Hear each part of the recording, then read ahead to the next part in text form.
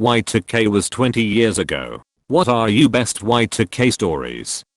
I lived overseas and was watching the news with family and friends on the Armed Forces Network. The newscast did the countdown and then at 1 they cut the feed and it went to static. There were several gasps and then about 5 seconds later the feed came back and the newscast shouted, "Just kidding. Happy New Year." I thought it was pretty clever.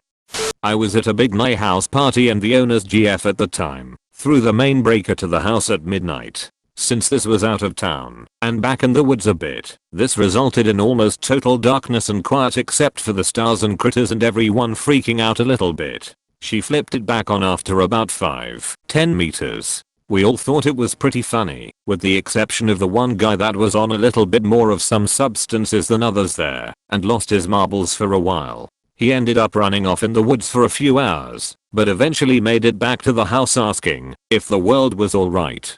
Good times.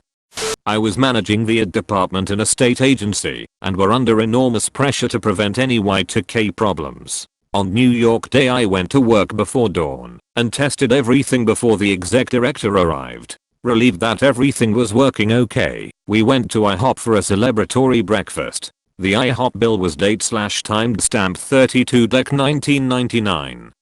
I worked in it at one of the Dow Industrial Company's headquarters, and I spent a high percentage of 1999 doing Y2K tests on every single computer, server, printer, fax machine, and, I'm pretty sure, coffee maker. No problems, and no signs of problems. That year was a waste of my life. I did the same, minus the Dow Industrial part, checked and certified systems, installed some patches from vendors or in-house teams, rechecked and recertified. By December 1999 we all were really done with it all, only to need to come in on January the 1st, because some upper echelon really wanted some last checks done after the fact. As soon as I stepped into the building lobby I saw a colleague sitting on one of the benches clutching their belly and laughing hard, tears in their eyes, pointing at the big digital signage board, wishing everyone a happy new 19,100.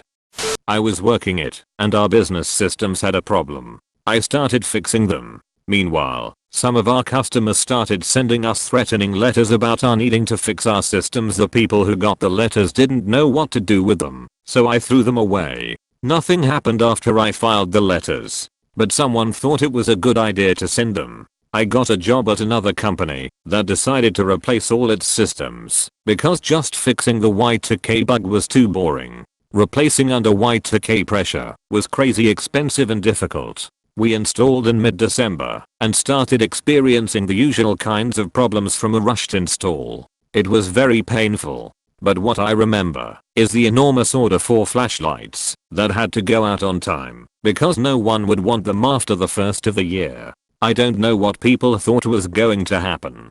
People say we fixed all the problems, but there was so much bullshit about systems that had no issues. And in the Far East, they mostly ignored the problem, stuck in some manual procedures for the 6 weeks systems were affected, and came through fine. Anyone having a problem with 2020? Some of the date logic I saw used that year to decide whether a 2-digit year began with a 19 or 20.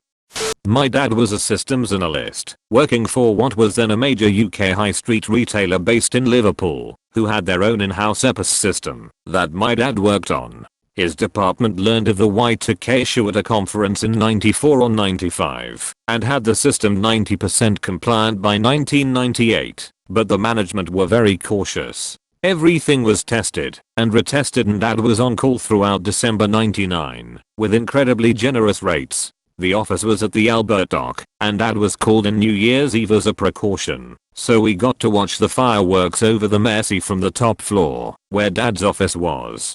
Dad reckons the extra pay, after tax, amounted to about 6 weeks pay. My now ex-husband made bank fixing the Y2K bug on people's computers. He just pretended to do stuff to the computers for like 45 minutes at a time and charged people hundreds of dollars. He even did a few small businesses, spending the day in the offices fiddling around and charging a few thousand. He is such a douche. He had just moved to the US from the UK. We were very young and we had a baby. That was one of the first times I thought I had made a huge mistake marrying him. I'm from the rural Midwest. Looking back at my childhood, you would think I grew up in the 1970s and not the 90s because of how country my hometown was. My family didn't really understand Y2K, but they bought into the hype. A lot of religious people were twisting the whole thing into an apocalyptic type of thing. I was a kid, and it scared me. I dreaded New Year's Eve because I was worried that was when the world would end.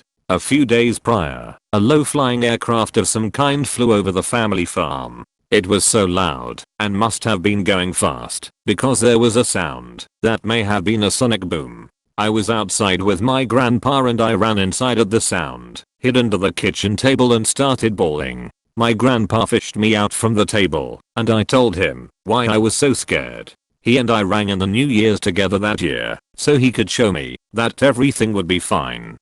I was 8 during the Y2K craze, growing up in a small town, about 5,000 people, on the east coast of the USA where most of the people were very religious and scared of technology. At that time only a few households in my neighborhood had a computer, but only 1 or 2 had the internet. My parents and I spent night at our next door neighbor's house. They had the internet and were avid hunters who had gone through the hassle of getting extra food and supplies just in case. My neighbors had 2 teenage boys. We were gathered in their basement to watch the ball drop on TV, and right at the stroke of midnight one of the teenage boys snuck over to the circuit breaker and cut the power for the house. The next minute or so was just sheer panic from the adults. I just sat there not fully understanding what was going on. Of course they had flashlights on hand and the teenager who cut the power was quickly found sitting underneath the circuit breaker giggling like a little girl. The giggles quickly turned to fear as his parents started shrieking at him and giving him a whopping. We were in high school, had a huge group of friends 30 plus that spent New Year's at my friend's parents' house. We were doing the countdown. Everyone was nervous from all the hype that computers were not going to be able to calculate the date correctly and revert to 1900, shutting down vital city systems. Internet and computers were just beginning to take over managing everything. For reference, I had a beeper in high school guys. 5.4.3.2.1. The entire house goes completely dark. Silence. Friend dad comes upstairs, looks at our scared faces and starts his ass off, slapping his legs and doubling over with humor. Can't catch his breath. He flipped the breaker. Lights back come on. Happy Y2K everyone. It was perfect. My dad had been paid quite a bit over the previous year as he was a COBOL programmer 20 to 30 years before, and it was mostly COBOL programs that people worried about. The panic helped increase his wage. A lot of stuff did end up getting fixed, which is why things didn't go as badly as predicted. He didn't work at all this century. Part of it was that he had made enough that he could stop working, but I think a large part was that he developed an inflated sense of what his skills were worth over those few years and has never been offered anything close since. New Year's Eve itself I had a very bad cold. I spent most of the night huddled in my bed. At midnight I went across the street for half an hour. Some friends had gotten the key to the roof of the engineering building, the Wahlberg building, and we went up there to watch the fireworks.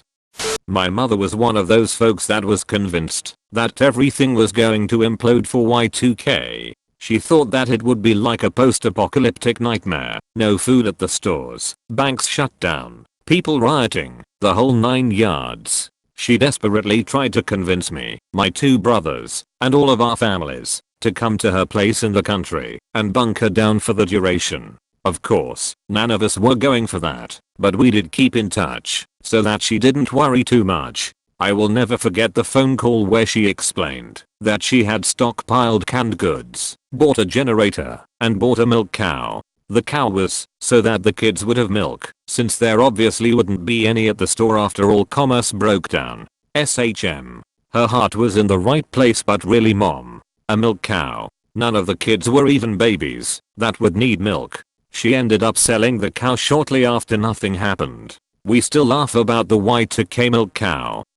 Lived in a house in the middle of the Bohemians with my friends shortly after high school. This house was owned by a survivalist software engineer who said we could live there rent free on the condition that we all go through survivalist training by a high ranking Marine officer at his own expense. This was him initiating a small group of go-getters who would help him recreate society after the apocalypse, which was inevitably coming, most likely with a Y2K societal collapse. I learned how to navigate and triangulate with and without map and compass, lead a group of civilian soldiers, and shoot a Colt 45. By the end of training, I could assemble and disassemble it in a minute and 7 seconds blindfolded. The peak of our training was when my best friend and I, both female, took down a line of cans at 30 yards from the outside in, one starting on the left and the other starting on the right, in complete tandem, hitting the middle one simultaneously. The man who trained us was gushing with pride that day. New Year's came around.